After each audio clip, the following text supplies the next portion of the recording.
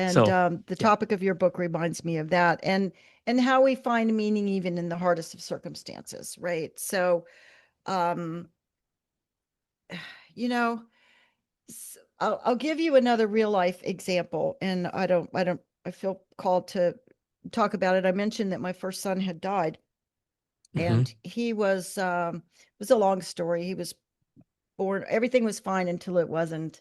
He was born Mm. 7 weeks early. He had some defects, ended up in open heart surgery, and he never made it. He never made it home. So I lived in the NICU Oh, for about a month. But through the process of grieving, and I call that going to hell and coming back, I was very lucky to come out of that. I went, one of my doctors at the time wanted me to go to a grief counseling group session. And I went. And during the time I was there was a gentleman that spoke. His wife was not with him. And this was probably at least a couple months, probably into my grief process, I think. And his wife wasn't with him, and people in that group had lost children for of all different ages and for all different reasons. And when he spoke to the group, what he said was it had been 5 years and his wife was still unable to leave the house to even go to the grocery store. no.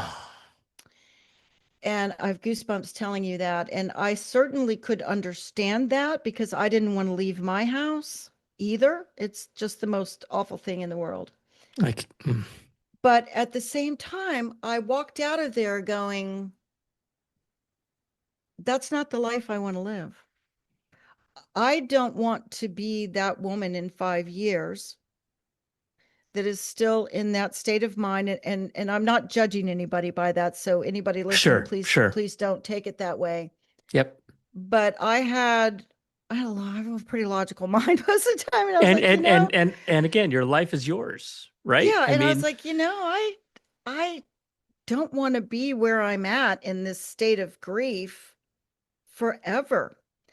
And so I chose not to. And it still took some time for sure. I had the support of my parents. I was married at the time. And I had some support from my ex-husband as well, of course. But I remember the first day going back to work and I just was like, oh my God, I don't want to go. I just don't want to go. And I didn't want to go because because everybody yeah. wants to say something to Yeah. you.